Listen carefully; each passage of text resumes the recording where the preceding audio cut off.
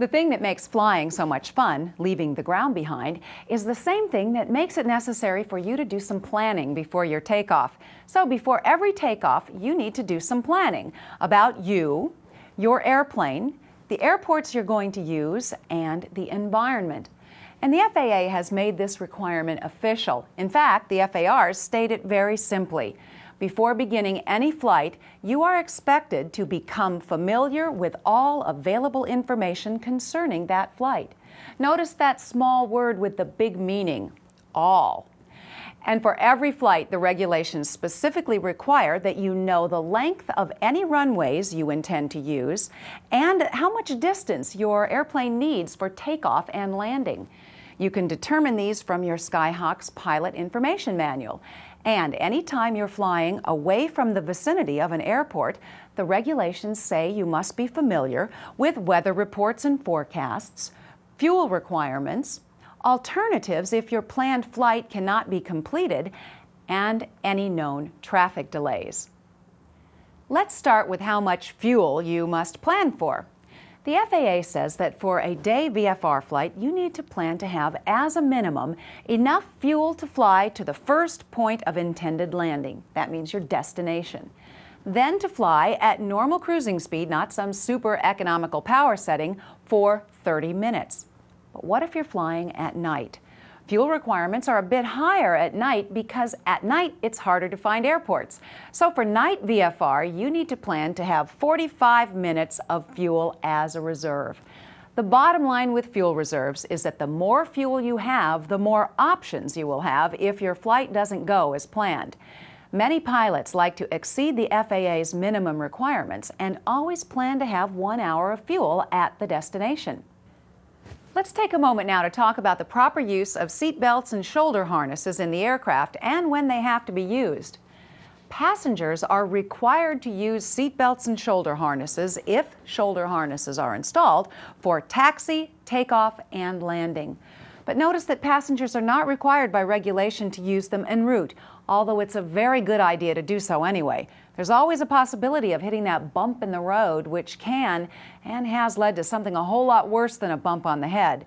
The regulations also say that you, as the pilot in command, must ensure that your passengers are notified to secure their seat belts and shoulder harnesses during taxi, takeoff, and landing.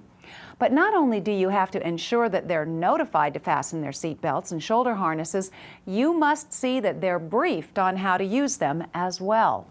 Why?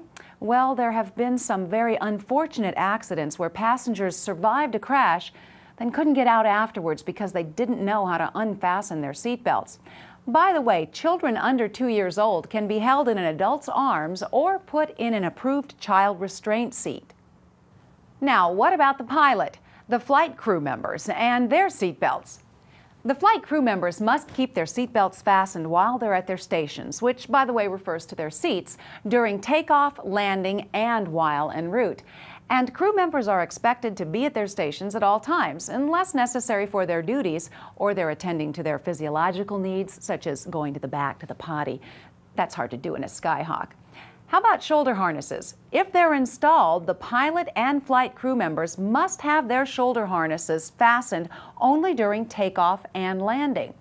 Their shoulder harnesses do not have to be fastened during the en route portion of the trip, or if a crew member feels it would interfere with their duties.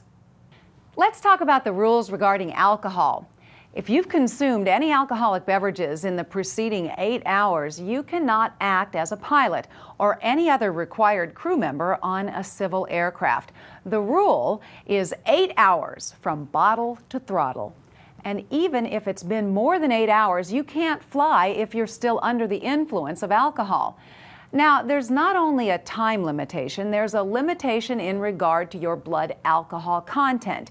If you have a blood alcohol content of 0.04% or more, you cannot act as a crew member of an aircraft. That's a whole lot less than the limitations for driving motor vehicles in most states, so be very careful if you're planning to drink alcohol the day before you fly.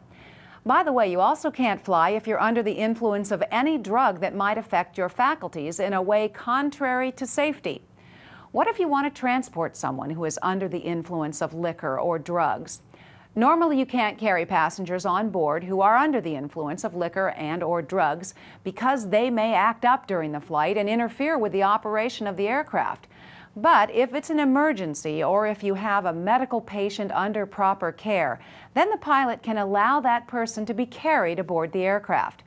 So if you prepare properly before each flight, you'll be assured of having a good time flying as well as a good time after you reach your destination.